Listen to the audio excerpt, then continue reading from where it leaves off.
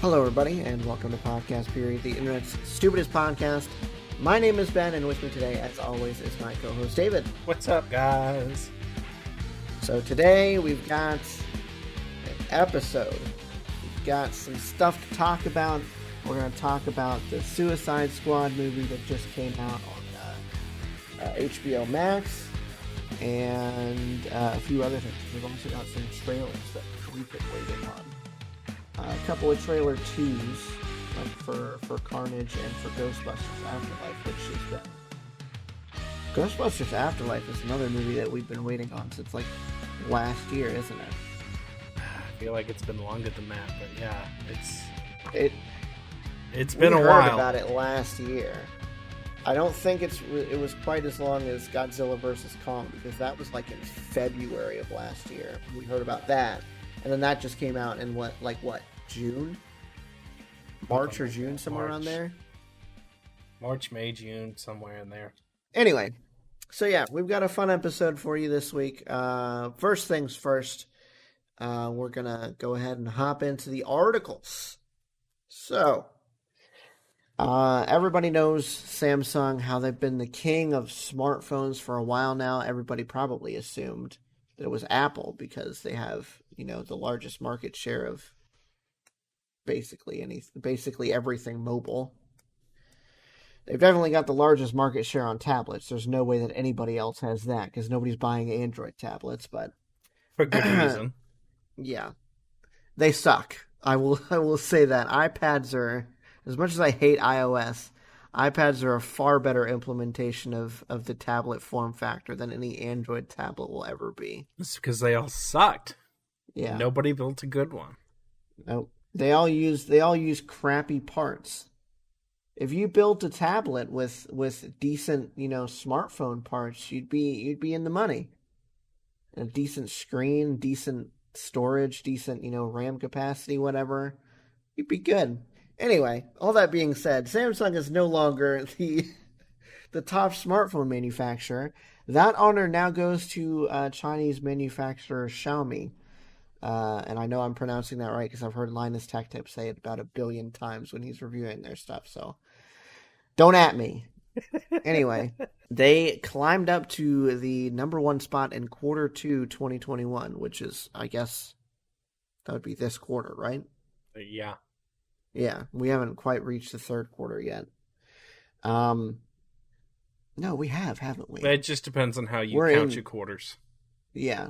If we're starting from the beginning of the year, then we would be in the start of the third quarter right now. Yeah.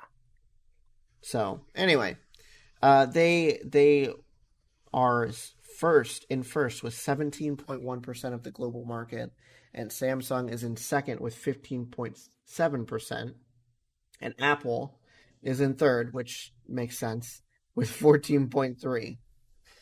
It says a lot when Samsung has all of these different phones and everything. They've got their foldable phones and their Galaxies and whatnot. And Apple has literally one type of phone. Maybe 2 different versions of one type of phone. And they have a little bit under 1% of the same market share as Samsung does, which is kind of crazy. Counterpoint says Xiaomi's market share grew 26% month over month. So it's 125% growth. Basically, it's ridiculous. They took over the spot with Huawei. They took over the spot that Huawei had previously held. Huawei, I don't think, ever got to number 1, but they came pretty darn close to beating Samsung before they were banned from exporting from the U.S. by Trump. Which, say what you will about it, I guess. We have 6 smartphone manufacturers coming out of China, so I don't know what it did, but whatever. Anyway, Huawei is no more, or pretty much no more. They sold off their Honor sub-brand, so they don't even have that anymore.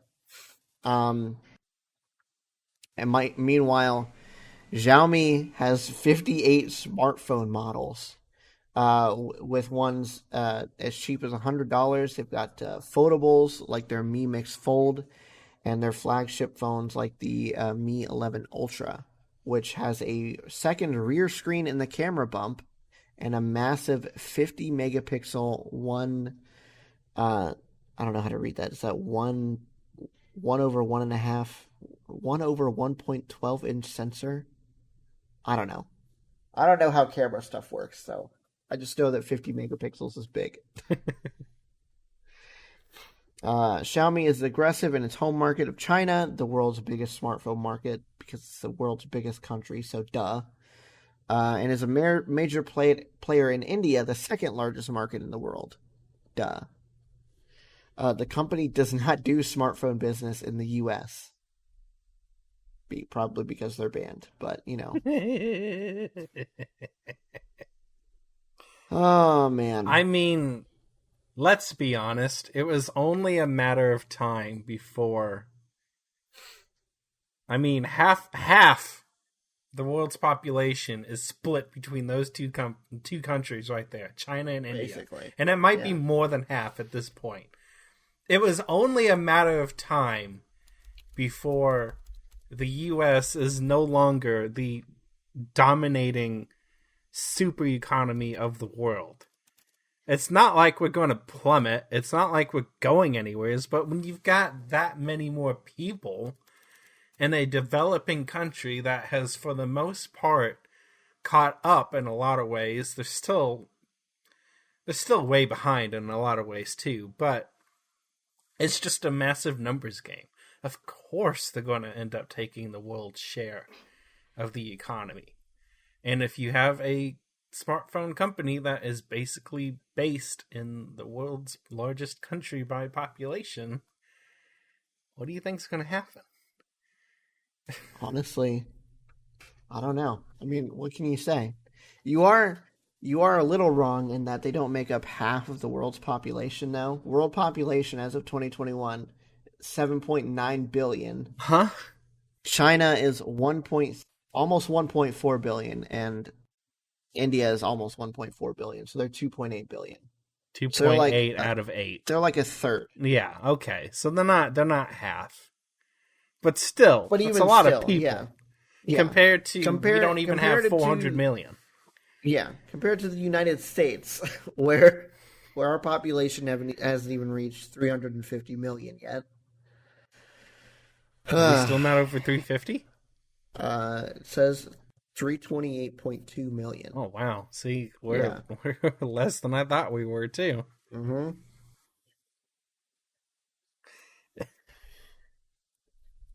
I want to see, where's the world population in order? World population. Well, you can put them two at the top. And then maybe the U.S.? We're actually third. Yeah, okay. We are third. Yeah. I thought we were third. Where's Russia in here? I don't know. They're a big country, but they don't have a large population. Oh, yeah. They're nice. Who's fourth? Indonesia. They have Indonesia, well, China, India, and us, and then Indonesia, Pakistan, Brazil, Nigeria, and Bangladesh over them. Oh, okay. And Mexico is apparently 10th. And Japan is 11th. Good lord. Japan. I know. And Japan is tiny. Tiny. Those poor people. I know. They must be so overcrowded. Packed in like sardines over there. Oh, man. Okay. Anyway. Yeah, it's not surprising that even though they don't do business over here, if their biggest markets are literally the two biggest countries in the entire world, it was bound to happen that they were going to have more market share. Even if Samsung does business in India, which they probably do some, they're probably not going to do business in China because there's already Xiaomi, Huawei, and God knows who else operates out of there. So, you know, it was inevitable, as Thanos would say. Really? All right. I think the only way that Samsung could possibly crawl back, and this is never going to happen, you'd have to eliminate Apple in the States. You'd have to have us all on the Android market. And that's not going to happen. At this point, there's too many people, unless Apple does something to massively screw up what they've built. There's too many people too deeply ingrained in their ecosystem for them to fall behind. They might lose a little bit of market share over time, but they're never going to be like last place or anything like that. They are deeply ingrained. Once you're in that ecosystem, you're not getting out. So pretty much, yeah. Alrighty. So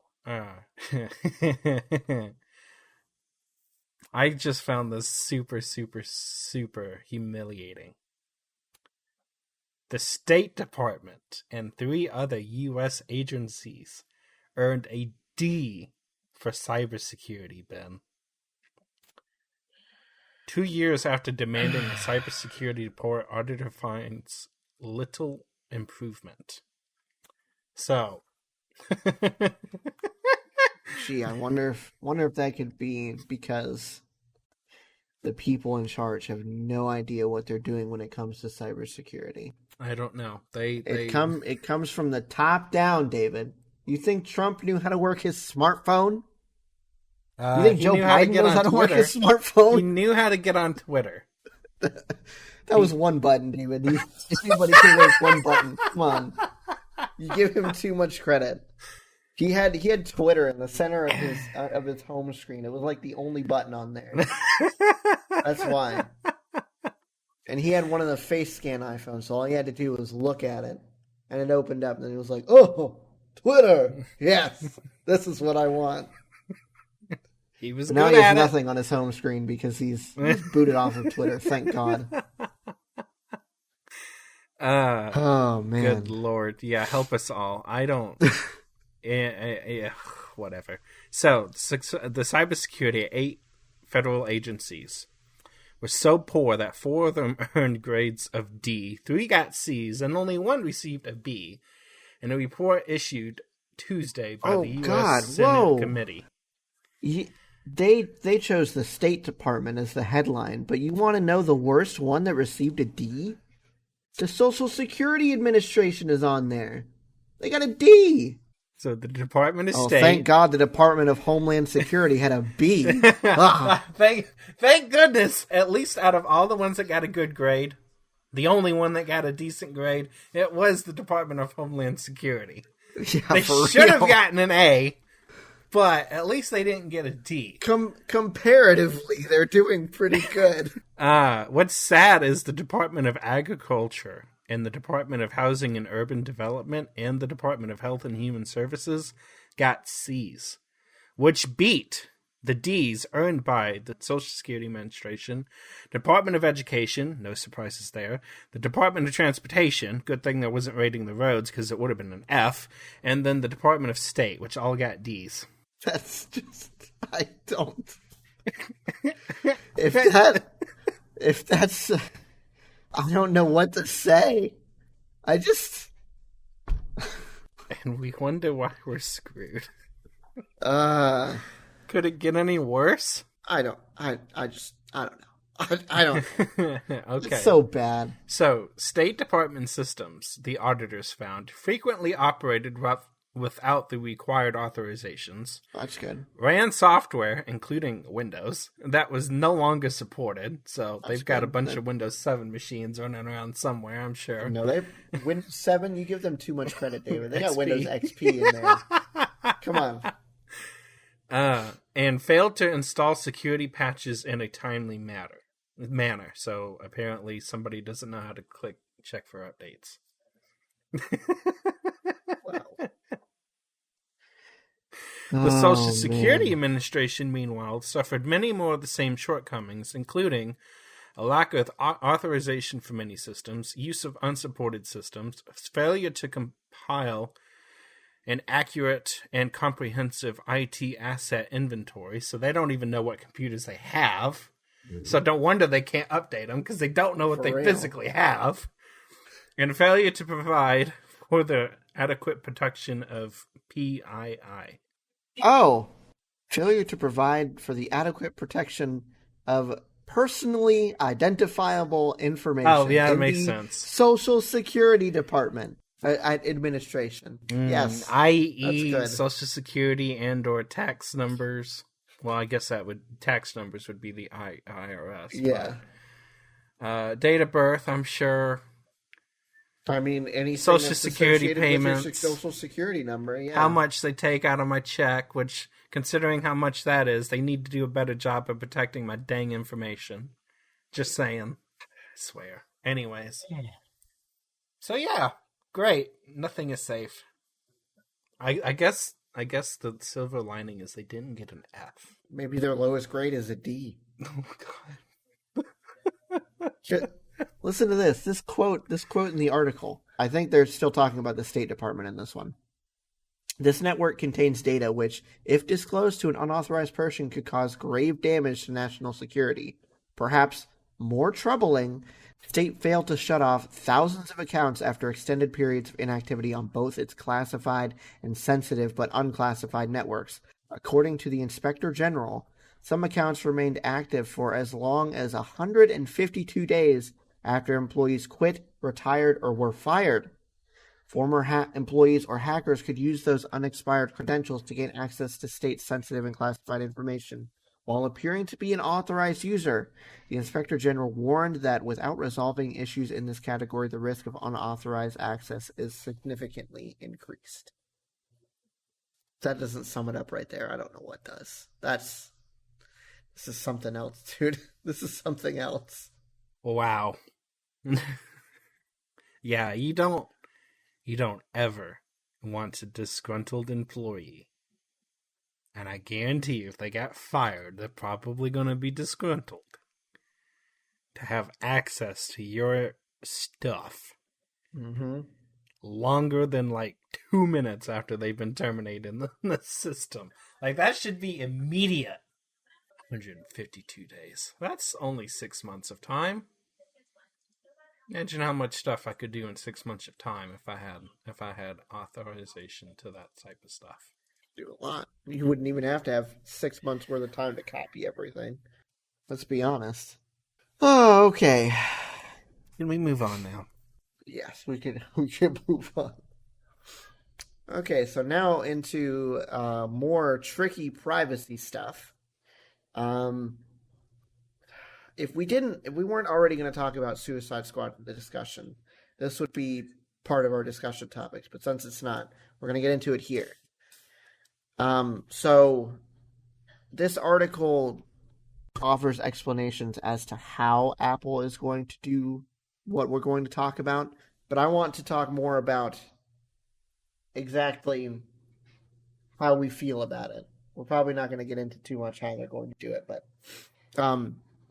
so Apple announced that they were going to start scanning all iPhones for photos of child sexual abuse images. So child pornography, basically. In their technical details, they claim a 1 in 1 trillion chance of false positives. My question to you is, while yes, obviously, child porn is a bad thing, do you think it's within Apple's rights? Maybe that's not the question I should be asking, because there could be somewhere in their terms of service that they could do this. Should they be doing it, is the question. If and only if it was like, okay, if you had it to like a publicly viewable cloud account, sure. I can't stand the thought of kiddie porn. Like, that's just wrong and it's disgusting. Mm-hmm. But this is crawling towards massive problems of just privacy invasion. Yeah. If it's not on a publicly viewable site, it's on a private device. I don't think anybody, and it wasn't downloaded over the internet or something, and it's a home-sourced photo, and there are legit reasons for what could be classified as kiddie porn, on someone's phone that Mhm. doesn't have to be actual abuse. You could take a picture of your sons in the tub, for God's sakes, and somebody might Yep. call that kiddie porn. Yep. I know. I don't think I have any of those on my phone, but my wife probably has a couple of them because kids are kids. They're cute. You want to take pictures of them. You're not going to spread it around. It's for yourself. And if know? that's for the parents only, I don't see anything wrong with it as long as there's not actual abuse going on. Exactly. Abuse being a fondling and or touching and or something like that. Just a static photo of the kid dancing around in the stupid tub, kicking bubbles everywhere, because kids are kids and they like to have fun. I think this is too much in violation of privacy. Good intentions or not, at some point you have to put the foot down. And if it's on a perfectly private phone with no public uploads or anything like that, when nobody else can view it and it's not being distributed in any type of way, no, I don't think they should be scanning for it. There has to be really, really deep circumstances, like distribution or something, where I'd say, yes, okay, you need to shut that stuff down. I don't know. It's hard to say. Yeah, I don't. I am in agreement with you, obviously, that child pornography is not a thing that should ever exist in the world. But this raises so many red flags in the privacy department, it's not even funny. I mean, where does the line end? Like, they're drawing a line right now where it's child sexual abuse images. And we know what that's going to look like. But who's to say that they could raise the bar a little bit more? And raise the bar a little bit more. And then some other third-party agency gets involved. And now they're looking at your photos, And then they get to decide, oh, this guy's smoking a little weed. Guess he gets to be thrown in jail now. I guess the bigger issue is it's not the reasoning why, it's the implementation of how. Saying that you're going to do this implies that you are making this technology that can, in fact, achieve what it is you're trying to do. Which means somebody else can go looking for whatever else if it got escalated up the ranks somehow. The only way that I could see this working is if there's some sort of AI scanning the photos. And that's the first layer of security beyond an actual human looking at it. Because if that's the case, then it probably won't be that big of a deal, because it's going to pick out only those pictures that it deems as this child sexual abuse imagery and send them on to a human reviewer, which can then deem, is this what we're looking for, or is this some parent's kid playing in a tub? Is it one or two images of the same kid spaced out over the period of a few weeks, or is this like a huge folder of multiple, and if it is what it is, then it's victims of abuse. Oh, okay, fine, yeah, sure. That's the only way that I could see this working. It's such a slippery slope. Exactly. Even with the AI thing, it can always be changed. Such a slippery slope. I mean, I don't know. AI ran at a local level with secure enclave encryption at the local level, and it does not get sent out in analytics or anything until it is flagged for human approval or whatever it would need. I guess. I don't know. And then all that crap needs to be automatically deleted too. Like anything that is flagged for approval and is, let's just say, subjected to human approval, and it's flagged as innocent, i.e. pictures of kid in a tub, delete it immediately. Full access wipe.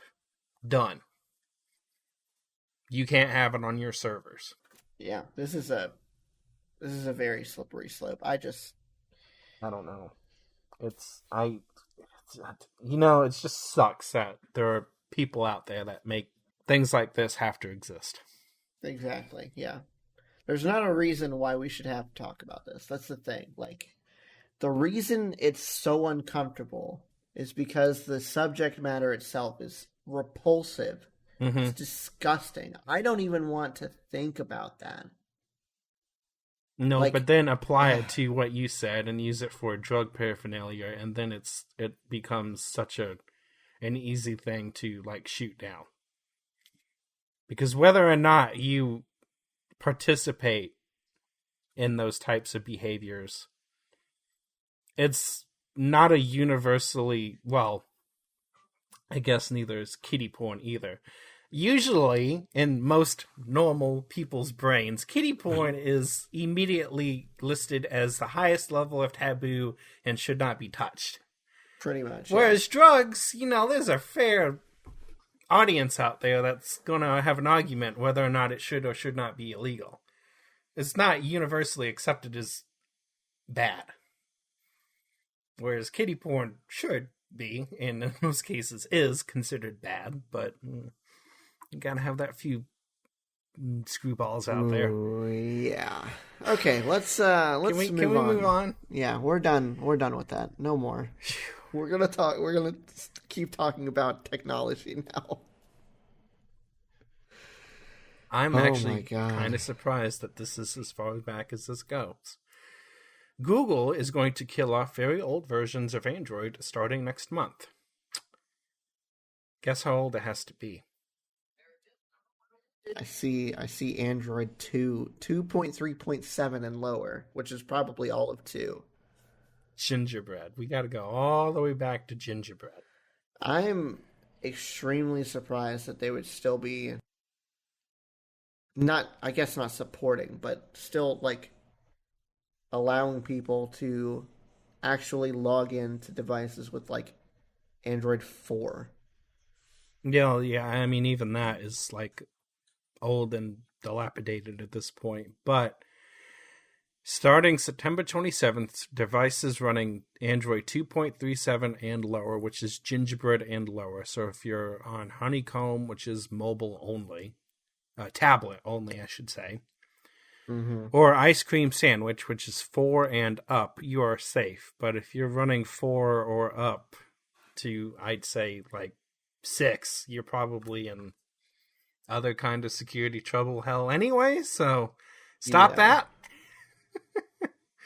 But they're going to kill off 2.37 and older. So it's one of those things where it's more about how they implemented the actual OS at the time. You have to log into a Google account and use their Google apps, and it's going to give you a error if you try using those Google products or services like Gmail, YouTube, and Maps after the 27th, and it's not going to let you update it anymore or run it. And it's just how it's all tied in. It's less modular back in the day than it is now. Yeah. So because it was so tightly integrated, it all basically gets shut down because of that. So, yay, 2011 era security standards, no more. You've had it for 10 years. I think if you still have it, you've got your money's worth out of it. Yeah, no kidding. If you're still somehow rocking a phone with Android 2 on it, more power to you, but you need to get a new phone. Like, oh my god. Some people are going to, batter the planned obsolescence drum or claim that, you're bricking my device. Blah, blah, blah, blah, blah. Well, guess what? It's Android, so you can always flash something else on there. Mm-hmm. I don't know what, considering you're working with 10-year-old parts at this point, but the option is there. Maybe you can flash some mobile version of Linux on there or something. Who knows? Or a different. I don't even know what the good. launchers, I guess, is how they were implemented back in. I don't know what's good. CyanogenMod, I think, was a good one back in the day. A good alternative to Android. I never cared about rooting and flashing something else on to it because Android was fine. Bye-bye. Yep. See you later, Android 2. What's kind of disgusting is this chart that they have on here about cumulative distribution at the API level. And the newest one isn't even listed. And the second to newest, which is going on 2 years old at this point because they're about to release 12, Android 10 only got to 8.2% of devices. And Pi, which is the one before that, only got to 40%. How? Well, it could be because the mobile carriers are taking their time upgrading from 9 to 10. And it could just be older devices that don't support newer versions of Android anymore, you know? This is why Apple beats Android. This right here. Yeah. The updates. The only thing I can agree is better and superior. I'm pretty sure you can get... Does the 6 still do the latest one? I don't know. I might be overestimating. It might be an 8 that you have to get the latest version. What are we on? 15? I don't know. 14. iOS latest 14.7.1. Okay.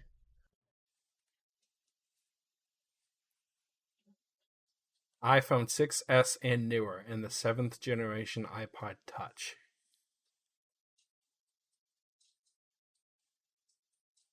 I want to say that they were going to go up to 8 for 15.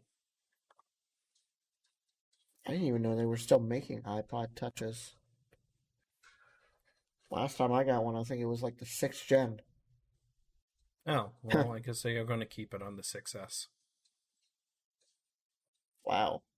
So yeah, you can buy an iPhone 6s and still get the updates, an iOS update, and iPhone 6s release date. iPhone 6s came out in 2015, so that's 6 years. That's only 6. Well, I say only 6 years. I wish I had a phone that would go back 6 years and get the latest updates. I can't even get a phone that gets more than 2 versions. The one that it released with and the one that came after that. That's the best I've gotten. I've yet to get 3 versions on the same phone. This came out in 2017, November of 2017. And I no longer get updates on it as of last year, so it lasted 3. But even Pixel, which is Google's flagship, couldn't do half of what Apple has done. I would have to agree. That's the one thing that they do very good on. But it's also because they have full control over the hardware and the software. They have control over everything. So yes. I still think Google should have kept your 2 on another year. Oh, yeah, definitely. That was a little... There's no reason why my 2XL could not run Android 11, like for real. But they just want to get people to upgrade, so... Whatever. I'm gonna rock this thing until it dies. More than likely. Well, if you're like me, you won't have to wait too long. Well, I won't be rolling over my phone over in a shop chair or whatever it was anytime soon. So, anyway, speaking of things getting outdated, I didn't even know this was a thing. And it's kind of cool, but apparently first and second generation Kindle and Kindle DX devices had no Wi-Fi support. And they relied solely on free 3G connectivity to reach Amazon. And they had 3G support all the way up until I think it was like 2018. which is insane, or 2016, sorry. It's insane to me that, number one, something in 2016 was still using 3G, but number two, that Amazon was giving it away for free? Like, what? I know. That's crazy. Just build Wi-Fi into it. It's. Well, no. The first and second generation were the only ones that didn't have Wi-Fi. Yeah, I know. Why they didn't is a different story, but that's crazy. That's crazy. It's crazy that even after they built Wi-Fi into it, they still continued to support the 3G. I know. I am really surprised by that. I mean, clearly it wasn't about cost effectiveness. I mean, I can't imagine that you'd be paying anything for 3G nowadays. Like, for real. I don't I don't know even think what- you can pay an actual network carrier for 3G anymore, unlike your phone. Mm. I don't even know if my phone can pick up 3G. Oh, no. Yes, it can. Duh. So I get 3G when 4G doesn't work. Yeah, HSPA Yeah. plus, or is that supposed to be 4G? I don't They know. really confused the snot out of people with the 4G crap. But even still, like, you can't pay for just 3G service. You get Oh no, you get what 4G. yeah, you get what they have now, which until it changes all to 5G, Mm-hmm. and they're not. I don't think they're even going to. I don't think they'll charge anything different. No. It's just going to be whenever they do the upgrade, they'll do the upgrade. It's going to take them their sweet, oh good golly time, especially if you. I guess in the majority of America, where 10 megabits is plenty high enough, if you get AT&T, I'm sure their attitude is going to be, well, 4G is good enough. You don't need 5G, which arguably you don't, but it'll take them until 6G comes out before they get 5G wide supported. Yeah. Like, no Well, anyways, joke. the reason why this is a problem is because this year, apparently, U.S. mobile network operators are going to be reclaiming their 2G and 3G frequency bands for use with 4G and 5G. So your existing network should be even stronger, which hopefully means that you won't have to default to 3G when you can't get a 4G signal. But who knows? Maybe that just means you won't get anything. Anyway, so the only way that you're going to be able to transfer books to these devices now is by doing by transferring it via USB, which you can still do, but yeah, you know, it's I mean, that's crazy. It's still insane to me that they were doing that all this time.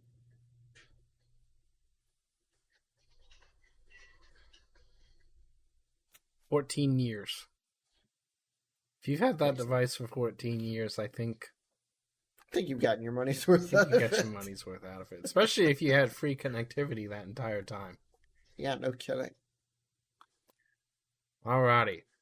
So, out with the old and in with the new. We have our first official Pixel 6 pictures and info. Hey. So, Google's Whitechapel SoC is officially Google Tensor. Plus, we've got pictures. So, I guess they've changed the branding a little bit. Google has posted an official sneak peek of its upcoming Pixel 6 flagship contained in a tweet storm and teaser website. We're finally getting official pictures and confirmations of the many rumors that we've seen out there.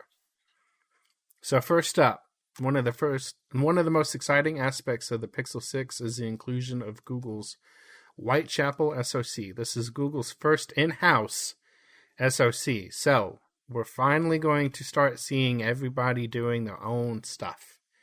Apple decided to go in-house a long time ago with iOS devices. I don't remember what the first generation was, but it served them pretty well getting their A processors on their own in-house silicon. Mm-hmm. Google's finally going to step in that direction, and that will serve as the main chip powering the phone. And this is going to be probably a pretty devastating blow to Qualcomm if other manufacturers follow suit. Mm-hmm. Anyways, Google is dumping them as the SoC manufacturer and taking a more Apple-like vertical approach to its phone hardware. Hopefully that means Google will do a better job of getting more out of it, more optimization, and I hope longer long-term support, because 2.5 years is kind of mediocre, but whatever. Yeah. Okay, so sorry, I was reading further down into the article. Apparently, the big benefit to bringing in their own in-house silicon means that Google should be able to support the Pixel 6 with updates for longer than 3 years.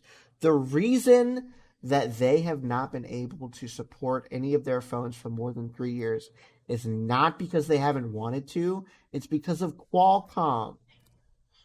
Qualcomm does not want to support their chips for more than 3 years. I have seen issues in the past where it is a Qualcomm issue that many phones would have gotten an update had Qualcomm played ball and actually allowed the physical SoC to be. There's things that they're going to have to release to support the new OS, and they just don't. So you would think Google would have, mandated it, but I guess they didn't, or they couldn't. So it says for Qualcomm, supporting a device for longer means selling fewer chips. So the company doesn't want to match Apple's lengthy iPhone 5 to 6 year support window with a competitive package. With Qualcomm out of the way, though, the Pixel 6 support timeline will be entirely up to Google. No excuse. So,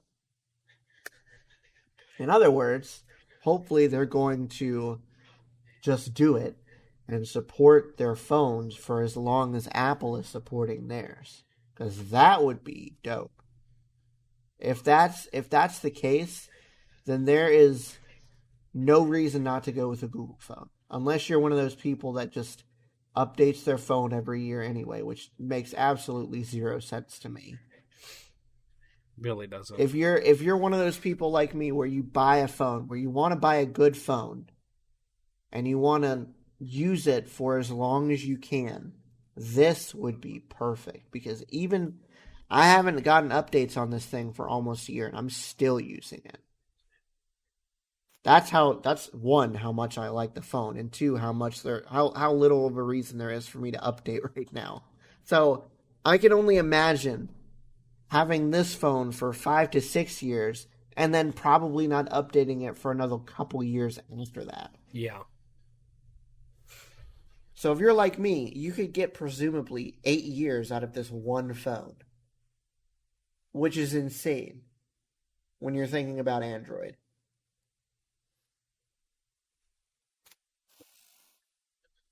So we're going to get two.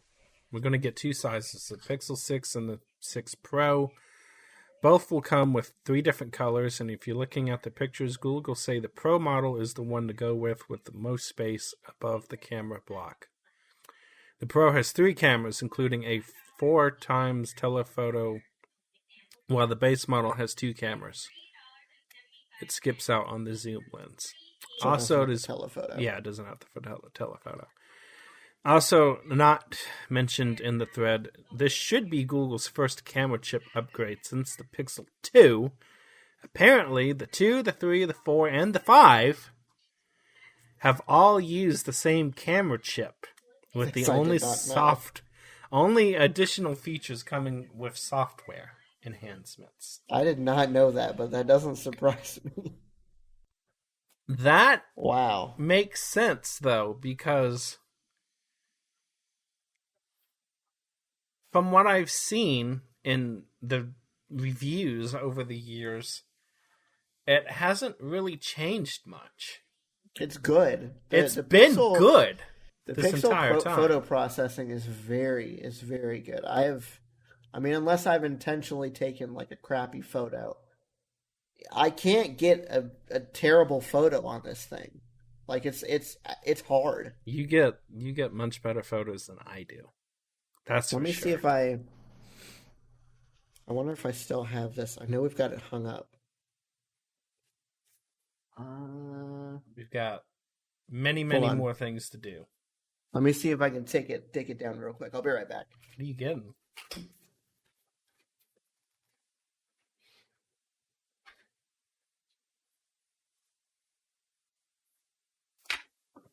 So this photo right here. If I would have told you that we had this professionally taken, would you have believed that? That it was a professional photo? Sure. I was on my phone. I can believe that, though. This is insane. Like, I took this picture when we were in Tennessee, I think last year, actually. And it came out, like, perfect. I used the portrait mode. Mwah! Beautiful. You turned on all the different options. Anyway, yeah. I'm kind of excited about this. I don't know if I'm going to upgrade my phone right away, but you know, it's going to happen eventually. The only reason why there's a big con and a big pro to this.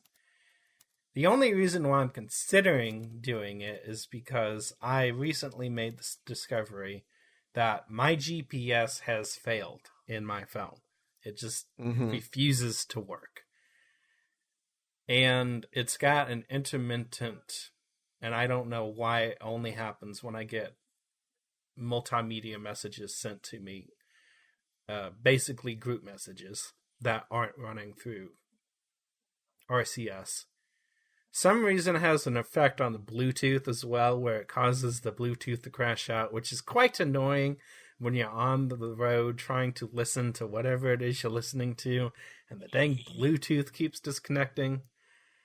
But I digress. I want to do it because of that issue, but everything else on the phone works. The con, I'm thinking, I don't know. See, Apple did a good job with their M1 Max for first gen stuff. I don't know if Google can do it. I don't see why not. It's not like they're making the chips or anything. They're just going to have whoever's been building them make it again, I'm assuming. It'll probably go to TSMC, or if it's not TSMC, then it's going to be Global Foundries. But I guess it all depends on what sort of price point they're going for, right? So if they're going for high end, then I would hope that they would be smart enough to not release this thing until it's good enough to be considered a high-end device. Yeah. Because especially those people that shell out the money for high-end devices, if it's not up to standard, then you're going to know it right away. So, I mean, it's not... I'm excited for it, but it wouldn't make really all that much difference to me, because that would just mean I'd wait longer for another phone. If this one sucks, then I'll probably just wait for the next one. You know? Yeah, it's one of those things. Well, it's probably going to be better to wait for second gen Google in-house stuff, but I mean, if it dies tomorrow, then I'm going to get another phone. Yeah. I will use one of my old phones until... Because it's definitely going to be a Pixel. 100% going to be a Pixel. It's just, is it going to be a 6 or is it going to be a 7? It's going to be a Pixel. Or I could do a 5 and not worry about Google's in-house attempt, but I'm tired of getting shafted over on the dang upgrades. Dang it. Tired of it. What's the point of buying a phone if it's a brick in a year and a half? Whatever. Yeah. Okay, let's move on to our discussion topics. So we are going to talk about the Suicide Squad, James Gunn's DC movie after he got fired from Guardians of the Galaxy 3 and then subsequently rehired. So he's still going to be doing that, but oh man, the whole situation surrounding this movie was hilarious, but I'm glad that it happened because this movie, before we get into it, I'm going to tell you my feelings about this movie. It's fantastic. I love it. It was so good. I loved it. So, all right, we're going to do the synopsis and then we'll get into our feelings about it. So, the government sends the most dangerous supervillains in the world, Bloodsport, Peacemaker, King Shark, Harley Quinn, and others, to the remote enemy-infused island of Cortel Maltese. Armed with high-tech weapons, they trek through the dangerous jungle on a search and destroy mission with only Colonel Rick Flag on the ground to make them behave. So the full team that they have for most of the movie is Bloodsport, Peacemaker, King Shark, Harley Quinn, Polka Dot Man, and Ratcatcher 2, which, if you thought Polka Dot Man was an interesting name, Ratcatcher 2 is by far the oddest name that I've ever heard, but somehow it works. It's good. I love it. Okay. So, you being one, not necessarily one for the DC stuff, because I think most of what you've seen is hot garbage. I know you didn't see the Zack Snyder's cut of the Justice League yet because it's 4 hours long and almost nobody has that time. And I'm pretty sure. Did you see the original Justice League? I can't remember if you watched that with me or not. I know you saw Batman v Superman with me. Yeah. I don't think we saw the original Justice League. Pretty sure I didn't. I don't think you did. I think I legit think that Batman v Superman might be the only not modern, but in this like continuity, the only movie that you've seen. I can't remember anything else because there's Man of Steel, there's Wonder Woman. Nope. Batman v Superman. Yep. There was Wonder Woman 1984. Nope. Aquaman. Nope. Suicide Squad. Didn't watch that. Not the Suicide Squad, just Suicide Squad. And there was a Harley Quinn movie. Nope. And I think that was it. And Justice League. Nope. Not so that yeah, I remember. you've only seen one, at least as far as we remember. So coming from Batman v Superman, which everybody knows was not necessarily the greatest movie in the world, what did you think about this one? Well, Batman v Superman, didn't have any humor in it to me whatsoever. Like, no, it didn't. It was so cut and dry, and it was all too serious, and the things they did with it was just, to me, it was an enjoyable movie, period. Now, being detached from the DC universe, I probably have a more objective feeling about this, because I'm not upset with what they did with characters and whatnot. I didn't like what they did with Batman, necessarily, because I do know most of what his MO is about. Mm-hmm. But I feel like safely say it's just objectively a bad movie. Oh, no, it's definitely a bad movie. It's just not good. Suicide Squad. Well, the Suicide Squad, I should say. We got to make that important distinction. Mm-hmm. In the very beginning, I didn't like it. And the reason why I didn't like it was just how they had things arranged in the first 10 or so minutes. Once we backtracked... Before we keep going, I have to say I am in 100% agreement with you for because I had to break this up into 3 different viewings because of time.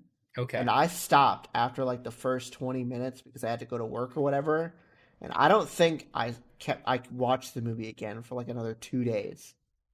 I was like, man, I don't know. This doesn't seem, I mean, I like Guardians of the Galaxy. I know I like James Gunn, but ugh, this is a rough start.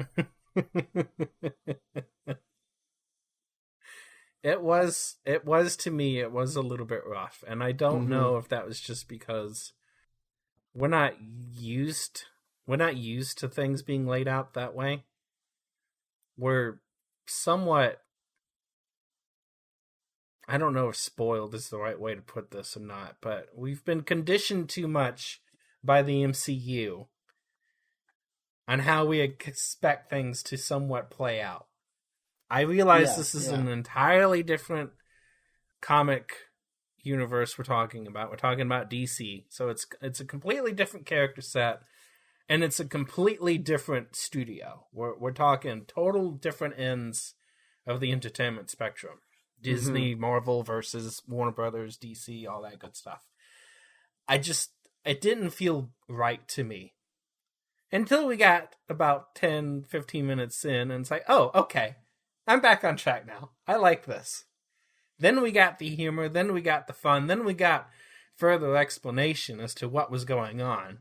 Because that whole opening scene where everybody's dead, basically, it's like, what the heck is going on? I thought where is the movie? Where the team is dead? See a lot more of Pete Davidson and all the other people that were in the beginning, because there was Pete Davidson, the long-haired dude. I don't remember what I've seen him in, but I know I've seen him in something before. Yeah. And then a couple other people in there. I mean, obviously Harley and Rick Flag survived that initial confrontation, but everybody else dies, and it's like, okay, so what's the movie then? Exactly. So it was a little weird. I was a little taken back by that. But once we got past that, I liked it up until... What was his name? The dang stupid starfish.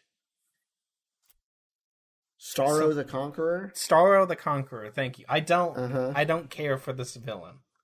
This was a stupid villain. This was a stupid ending. Everything else about it is fun.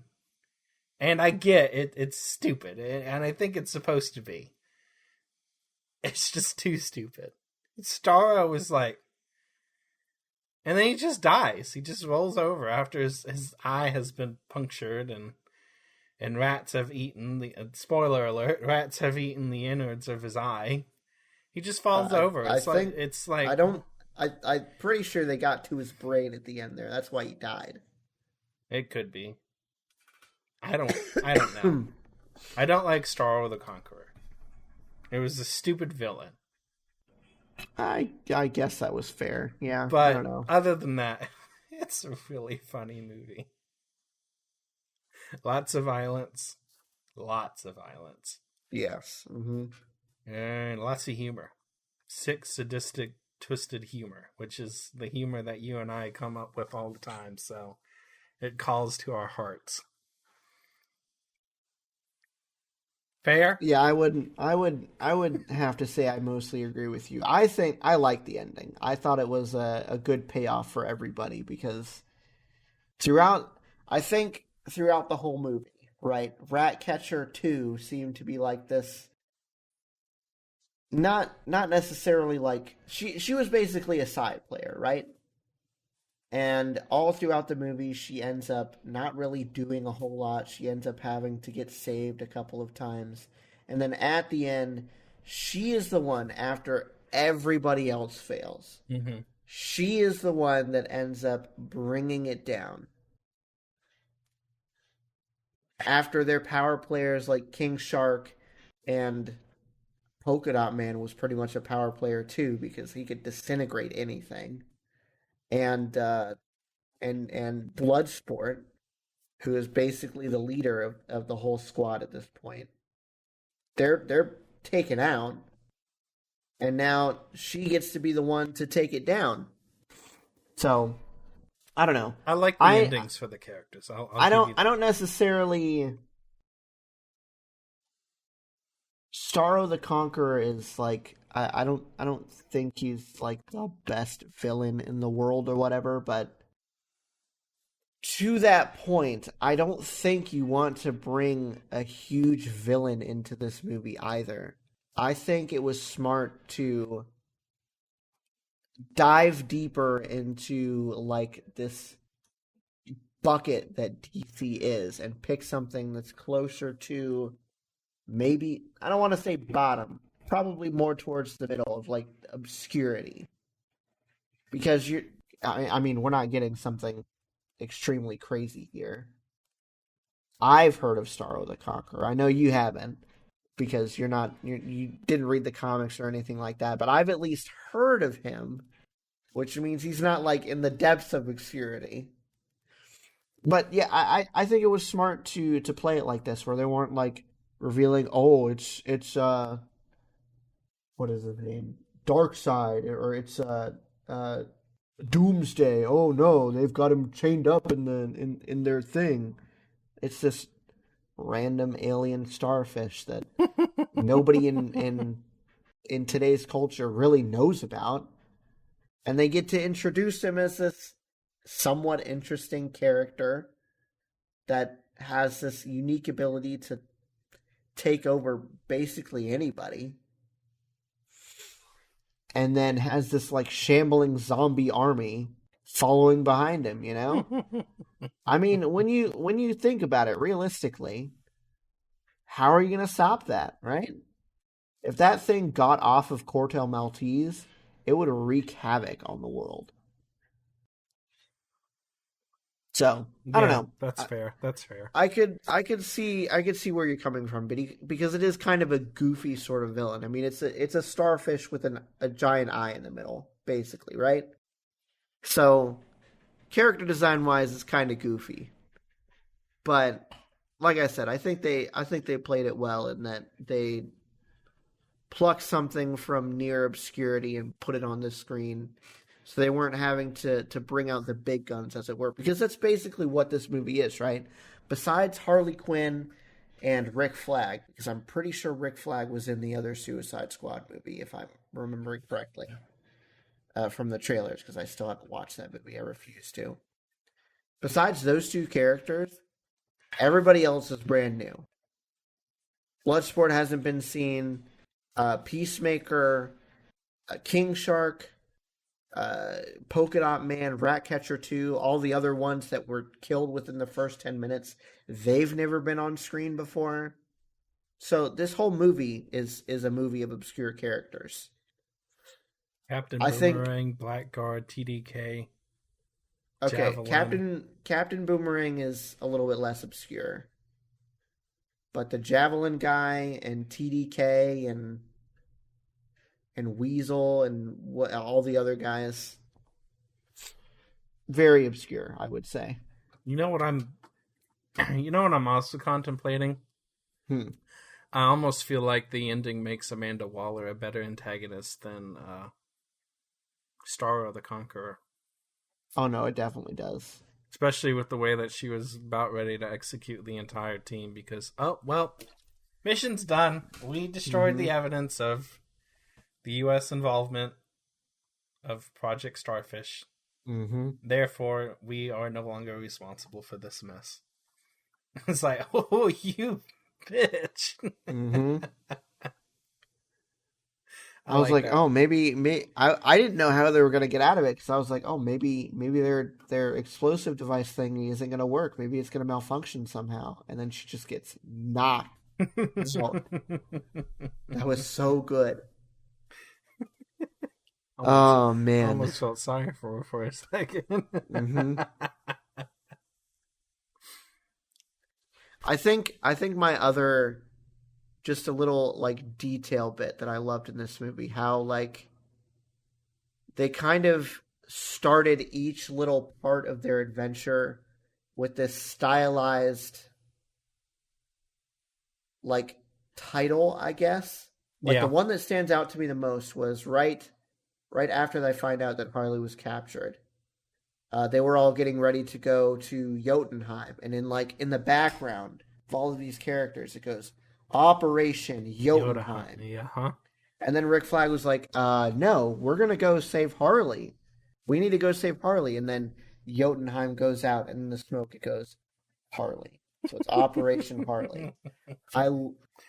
Those little details like that are they did a really good job. It was so good with that. They did a really good job with that. I have to give them credit where credit is due on this one.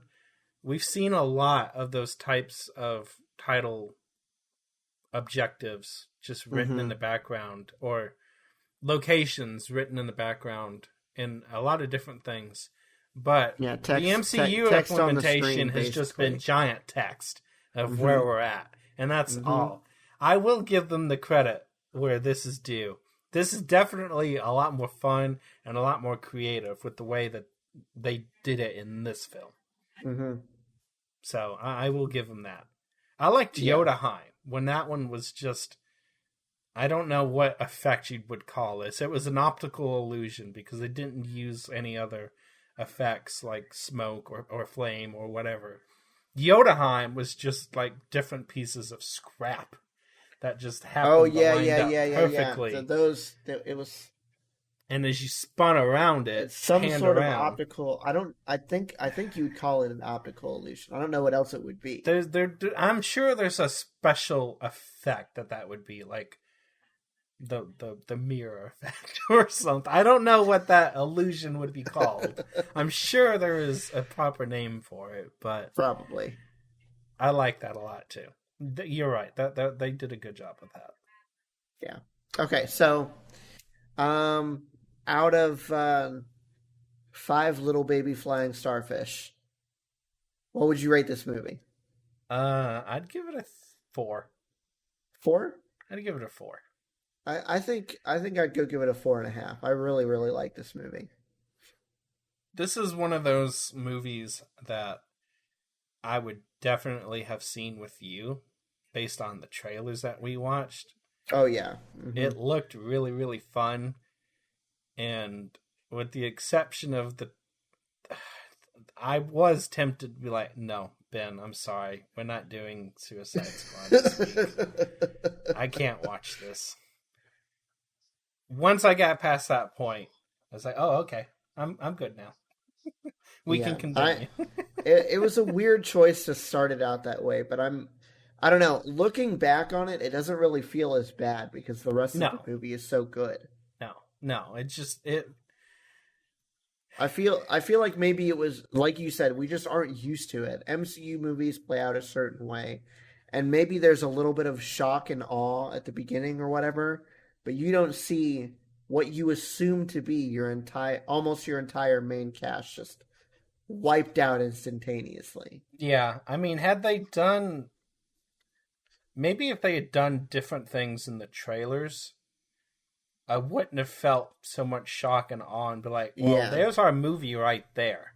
Because they played up that plane scene with everybody in it a lot. Like, that was a big part of it. You would have thought Davidson would have been in the film longer than 10 minutes. Yeah. You almost thought Harley was gone in that first attack.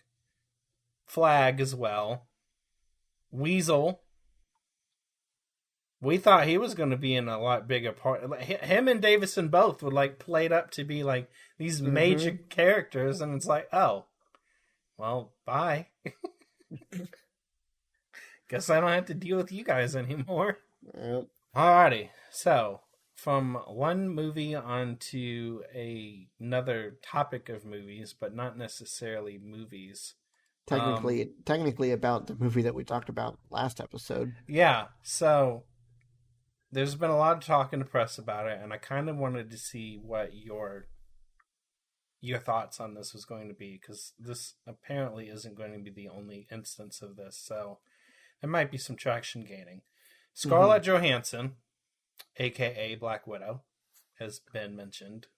The star of our last movie sues Disney, saying Disney Plus release of Black Widow broke contract.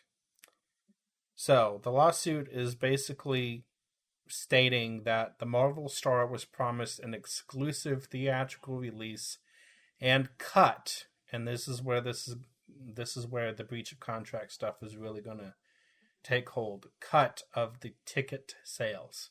Mm-hmm. So because her contract basically compensation stipulated in the contract was based on performance in the theaters.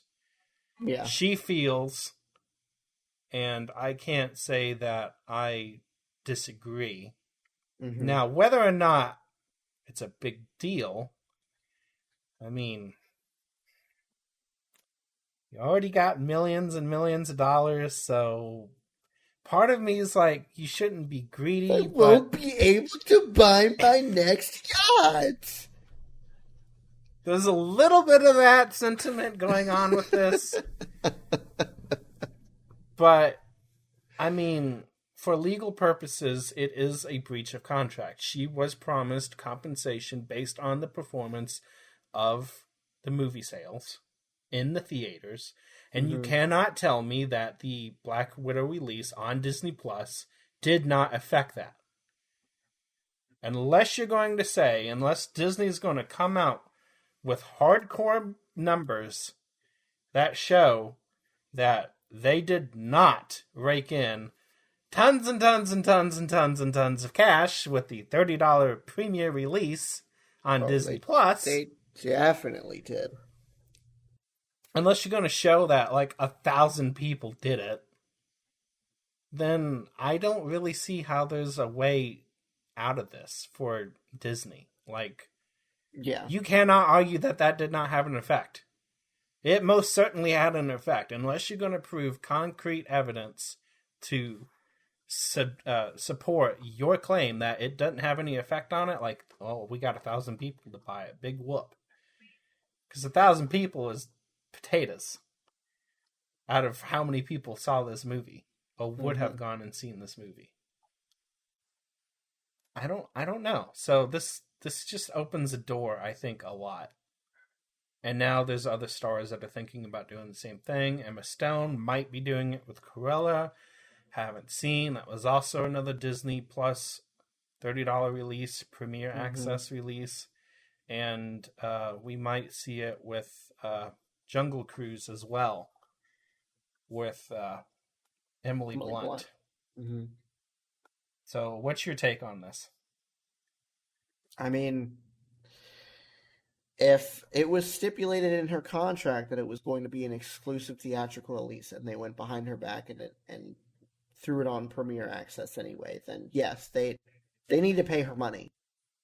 Now, if it was just stipulated in her contract that she would get a cut of the theatrical releases box office,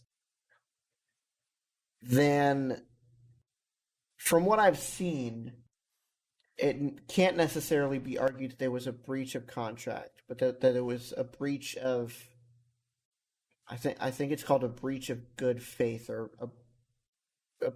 it's not necessarily a breach in the legal language of the contract, but in like the spirit of the contract. So even if her contract doesn't say that, yes, you're getting an exclusive theatrical release, then it can be argued that because she was supposed to get a cut of the theatrical release box office, and they went ahead and released it on premiere access anyways, which it can still be argued that they weren't going to make as much money in the theaters anyway because of COVID and everything. You could see it as Disney cutting her potential earnings by however many people chose to stay home and watch it on Disney Premier Access, then decided to go out to their local theater and see it that way. Yeah, it's going to be really, really hard to prove numbers because you're right. You could argue, okay, we just take this many people that did it on Disney Plus Premier Access and use that to just offset ticket sales and say, well, this many people did it at home, so then this many people would have... You can't make that exact correlation because there is an argument that Disney Plus would be cheaper for some instances. Oh, it definitely would be. Even for if there was a movie that me and my wife wanted to see. That's $15 between the two of us to watch a movie on Disney Plus. We'd probably be spending that amount anyway if we were going to go out to a theater, unless it was like a matinee or something like that in the middle of the afternoon. Yep. And even then, you could argue, you're probably going to want a drink, you're probably going to want popcorn, you want the theater experience, whatever. That's like $10 down the hole right there. Yeah, it's easily arguable that once you get to past the single person price point, that it is actually cheaper to do at Disney Plus. Yes. Get definitely past the single person price. 2 people, okay, you could maybe make the argument either way. I'm with you. I think it would be cheaper to just do it at home because you got to argue cost of ticket, cost of gas, time. Some people's value is in time because they base all their money on time. That's some people's lives. Food, drink, concessions, whatever. Babysitting. Who knows? Yep. Who knows? It could be anything. It's cheaper to do it on Disney Plus. Okay, great. You really should have negotiated something. Yeah. You knew that this was coming years ago. You've had this in the works for years. Probably, takes a long time to do movies. Lord knows when her contract was signed, blah, blah, blah, blah, blah, blah, blah. You knew you were going to do this at some point. Negotiate it then. Say, okay, we are going to set aside blank, whatever the same price, whatever proceeds she gets per stream or whatever, from the movies. Okay, fine. We apply that to Disney Plus as well. You see it in the movie theater, you get blank percentage. You see it on Disney Plus, you get blank percentage. Add them together, blah, done. You could have just done that. I don't see why anybody would argue against that. If it's the same cut, maybe a little bit higher cut, because there is a possibility that there could be 10 people doing a binge watch. Therefore, your $30 might not go as far. Maybe. But they also have higher margin out of that $30 too. Because what are you going to get out of the theater? You're only going to get the cost of whatever it is you... I don't know exactly how it works. You're only going to get the cost of the ticket. I think it's like 50-50. Whatever that turns out to be. Yeah. So, what do you got to pay when it comes to your own platform? The overhead that it costs to run said platform? Which is divided across how many...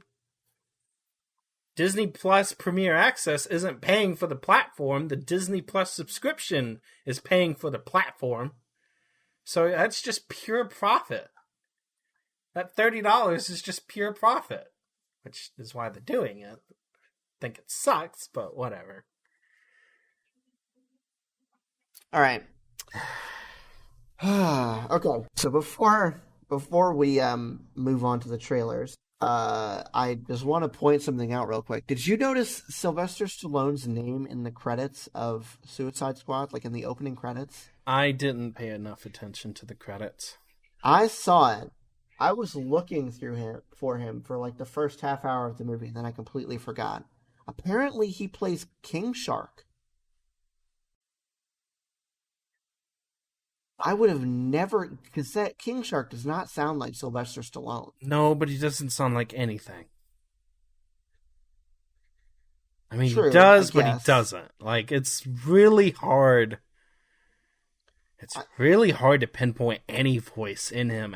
It's just like this mumbles. Is true. This is. I mean, maybe if he had longer lines, it would be easier to suss out. But it's really short. He's got short, usually only lines. 1 or 2 word lines. So. Yeah, but I the voice. But then again, you could have said that it was changed. The general tone, that deeper. Not my voice for sure, because mine can be a little high pitched and shrilly at times. I think both of our voices can be. I don't know. You know what I'm trying to say? That deeper guttural voice. I can see it. It does sound like something that Sylvester Stallone would have. Yeah, I suppose so. Yeah.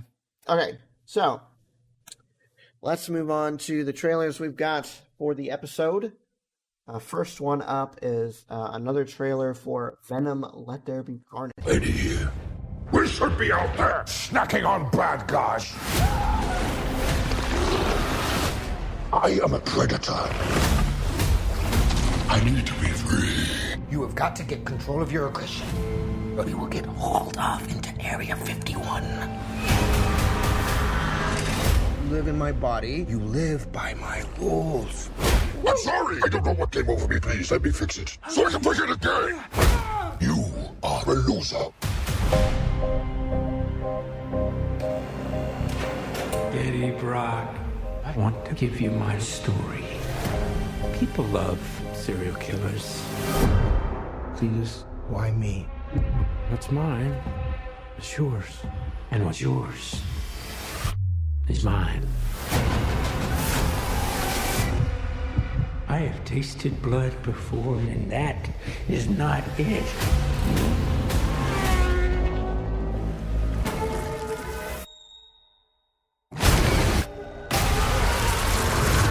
All I ever wanted in this world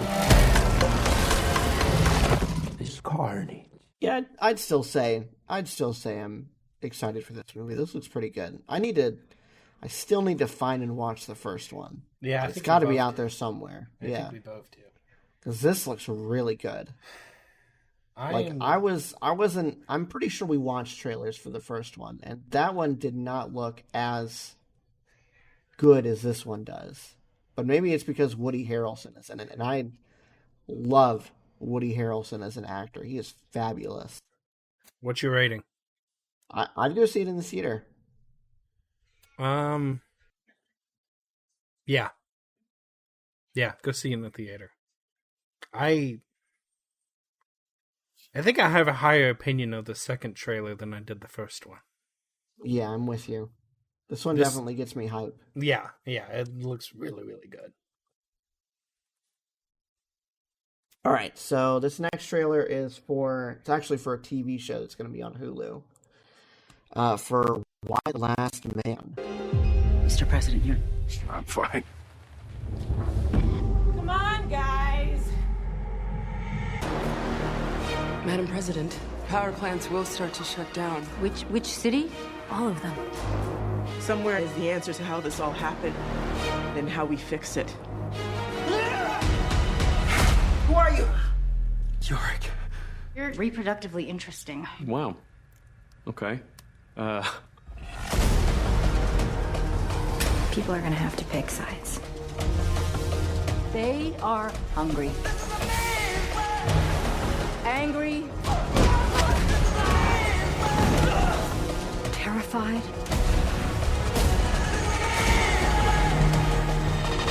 We will rebuild together.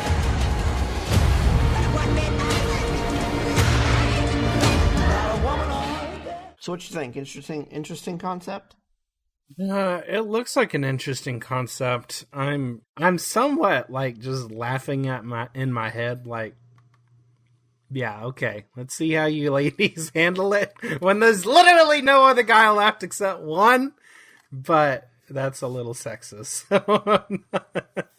I have to say I read the graphic novels that this is based off of. I don't remember basically anything about them because it was probably going on 10 years ago that I read them. Uh-huh. But I do remember that they were good, and this looks pretty decent. So we'll have to see how it goes when it drops on Hulu. Probably won't be doing it for this show because I don't think. I mean, it looks fine, but let's be honest, it's not Marvel or anything like that. So it's not really our main demographic here. I don't think. No. But it looks interesting. It looks good. All right, so our next trailer is for a movie called King Richard, which looks like it's got Will Smith in it. Literally the only reason why I picked it.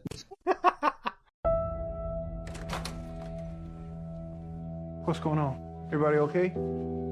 They got a call, said there was trouble in the house. Oh, okay. Yeah. Okay. You all need to look around? It's a little wet for practice, don't you think? Don't the girls have schoolwork to do? They do their homework. Tundi's first in her class. Lynn and Isha are too. Now, I don't even mind you saying we hard on these kids. You know why? Because we are. That's our job, to keep them off these streets. You want to check on the kids? Let's check on the kids. We got future doctors and lawyers, plus a couple tennis stars in this house. The chances of achieving the kind of success that you're talking about is just very, very unlikely. Okay, you're making a mistake, but I'm going to let you make it. Watch him hit a few balls. All right. So tell me your names again. I'm Venus. I'm Serena. So what'd you think? I wrote me a 78-page plan for their whole career before they was even born. Yeah, baby, yeah! These girls so great, how come I've never heard of them? They're from Compton. It's okay. They're just not used to seeing good-looking peoples like us. She's nervous. Take a step up. Maybe she ought to take a few more steps up. Just get someplace safe. I think you might just have the next Michael Jordan. Oh, no, brother man. I got me the next, too.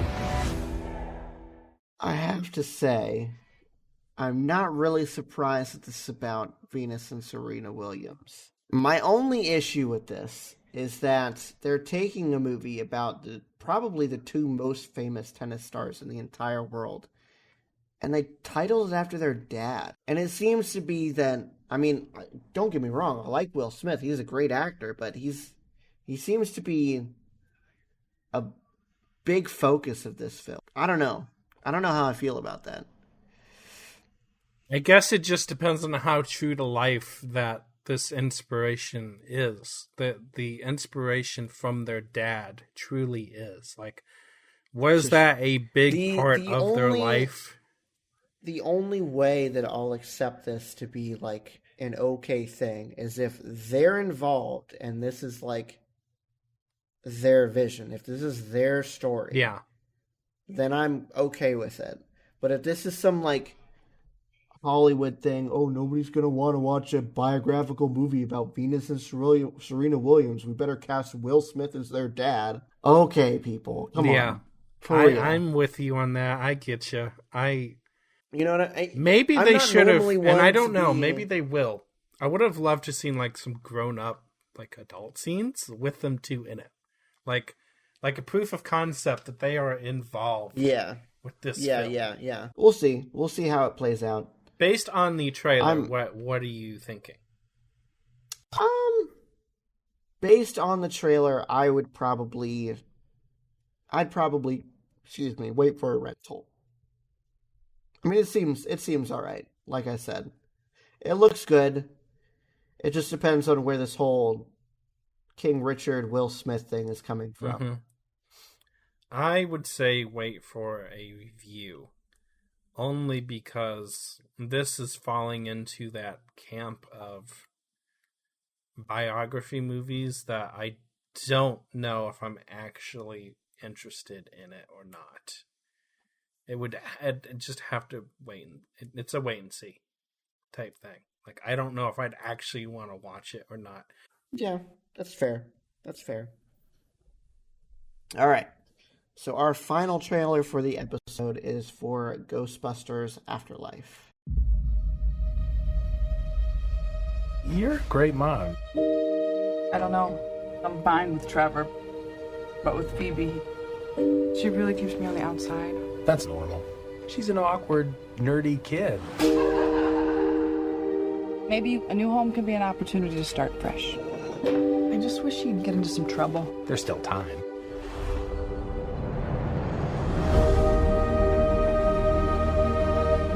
doing here in Somerville anyway? We're completely broke, and our grandfather left us this creepy old farmhouse in the middle of nowhere.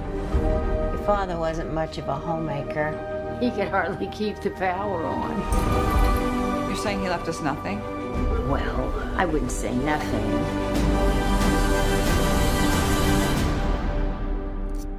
You went with the station wagon? It's the only one that had an engine.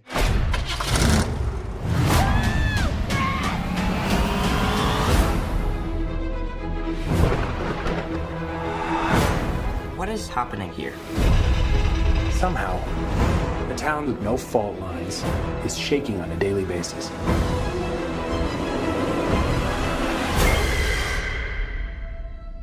Maybe it's the apocalypse.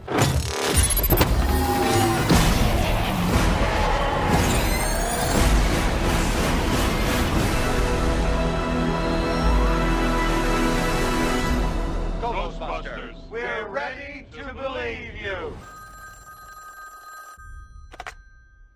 We're closed. Did you hear that a little bit at the end? I did. Mm-hmm. You know, I don't know if I mentioned this when we first saw a trailer for this, but I just now noticed that this is being directed by Jason Reitman, who I can only assume is the son of Ivan Reitman, who was the original director for Ghostbusters. So that's pretty freaking cool, right there. I'm thinking you are correct in that. I'm trying to look it up real quick. Yep, parents Ivan Reitman. Yep, Ivan and Geneva. That's cool. That is very cool. A nice passing off the torch, if you will.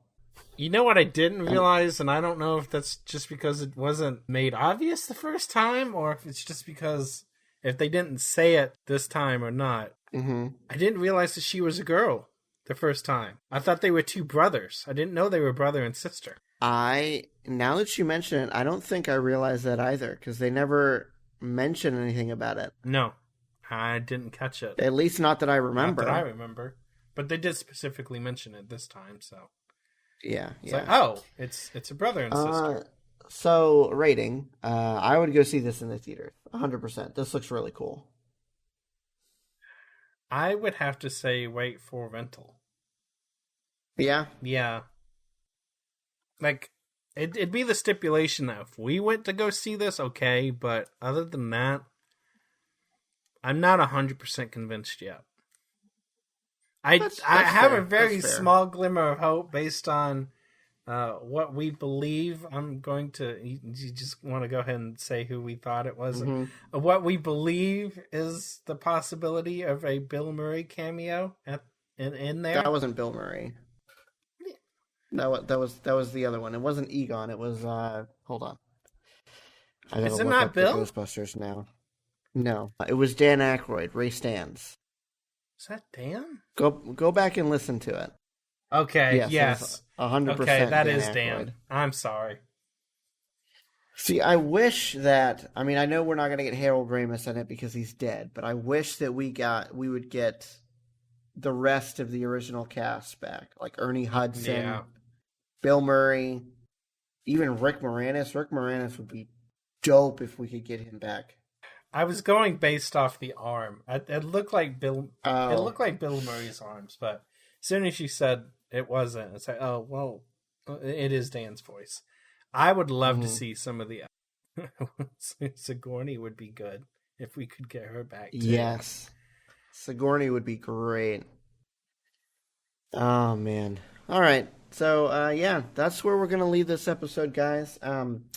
Thank you so much for watching. Be sure to leave a rating on whatever podcasting platform you happen to be listening on. And if you're on YouTube, be sure to like and subscribe and all that jazz. We will see you in the next episode. Bye-bye. Bye, guys.